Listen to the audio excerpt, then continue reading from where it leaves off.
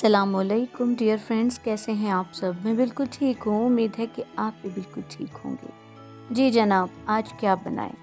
मौसम बहुत अच्छा है और ऐसे मौसम में दिल करता है कुछ मज़े का खाने को। तो क्यों ना आज आपको मैं सिखाऊं कि मैं बीफ कढ़ाई कैसे बनाती हूँ, बिल्कुल रेस्टोरेंट जैसे अंदाज में। ठीक है, तो मैंने सोचा क्यों ना ये रेसिपी आपके साथ शेयर की जाए। तो आए स्टार्ट करते हैं। सबसे पहले देखते हैं कि हमें इसके लिए क्या कुछ चाहिए।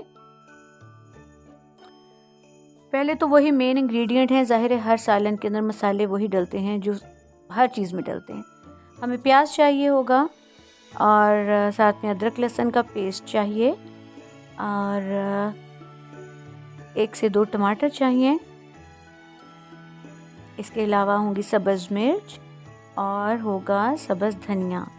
जी, ये वही चीज़ें हैं, वही जो रोज़मर्रा ज़िंदगी में इस्तेमाल होती हैं। ठीक है जी। इसके बाद चाहिए हमें ऑफ कोर्स बीफ गोश्त चाहिए। ये मेरे पास तकरीबन 1 किलो गोश्त है और ये मैंने अच्छे से धो के, तो मैंने क्या किया है इसको कि मैंने इसमें एक छोटा सा प्याज, टमाटर और अदरक लहसुन का पेस्ट और सिर्फ नमक डाल के इसको मैंने बॉईल कर लिया है। ठीक है, हल्की आंच पे रख के उबाला है मैंने, प्रेशर कुकर में नहीं इसको उबाला। इस तरह से अलग टेस्ट आता है। ये देखें कितना अच्छा से ये गल चुका है। अगर थोड़ी सी कोई कसर रह जाएगी तो वो पूरी हो जाएगी इसकी भुनाई में। ठीक है, तो आ जाएं अब बनाना शुरू करते हैं हमारी बीफ कढ़ाई। हाँ जी, चलें। अब कढ़ाई के अंदर मैंने ऑयल डाला है, उसमें प्याज डाल दिया। प्याज जैसे ब्राउन होना शुरू हुआ है तो हम इसमें डाल देंगे अदरक लहसुन का पेस्ट और टमाटर। टमाटर फ्रीज़ हुए हुए थे, उनको मैंने अदरक लहसुन के साथ ही पीस लिया और वो मैंने इसके अंदर डाल दिया है। अब हम इसमें थोड़ी सी हल्दी डालेंगे और साथ में मैंने थोड़ी सी जो है वो धड़ा मिर्च डाली है, जो चिली फ्लेक्स होते हैं वो वाली। और इसके अलावा हम इसमें भी नमक शामिल नहीं करेंगे क्योंकि ऑलरेडी हमने जो गोश्त को उबाला है उसमें नमक डाला हुआ था। अच्छा, काली मिर्च और सब्ज़ मिर्च मैंने यहाँ शामिल की है। तो गोश्त जो है वो गला हुआ है तो उसमें नमक भी है, तो वो हम गोश्त डालने के बाद टेस्ट करने के बाद डालेंगे। ठीक है जी। ये थोड़ा सा मसाला जो है वो भुन गया है तो हमने जो बॉयल गोश्त था, बीफ था, बड़ा गोश्त जो होता है वो मैं इसके अंदर डाल दूंगी।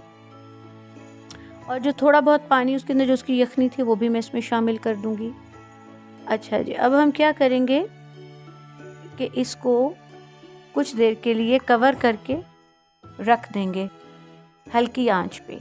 ठीक है, ताकि जो इसमें हमने पानी डाला है वो, और साथ में नहीं अगर गोश्त में थोड़ी सी कोई कसर है तो वो भी पूरी हो जाए। ठीक है, ये देखें जी 10 मिनट के बाद ये मैंने इसको कैप को हटा दिया है तो पानी जो है काफ़ी हद तक सूख चुका है और जो गोश्त है वो भी गला ही हुआ है पहले ऑलरेडी, तकरीबन जो बाकी था वो भी गल चुका है।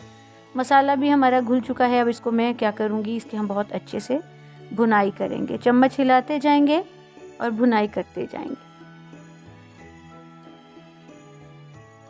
बाज़ारी जो कढ़ाइयाँ हम अक्सर मार्केट से खाते हैं उसका यही होता है, वो झटपट तैयार इसीलिए होती हैं कि उन्होंने गोश्त को, चिकन को, या जो भी गोश्त वगैरह होना उसको बॉईल करके रखा हुआ होता है। ठीक है, यानी कि 3 हिस्से उसके गले हुए होते हैं और एक हिस्सा जो होता है वो थोड़ा कसर होती है, वो फिर भुनाई में पूरी हो जाती है।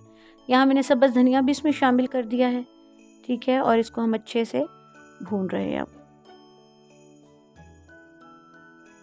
ये देखें भुनाई हो के अब इसका घी जो है वो अलग हो चुका है और कढ़ाई भी हमारी ऑलमोस्ट रेडी हो चुकी है। साथ में अपनी सब्ज़ मिर्चें और कुछ अदरक है जो मैंने काट के इसके ऊपर डाल दिया है गार्निशिंग के लिए।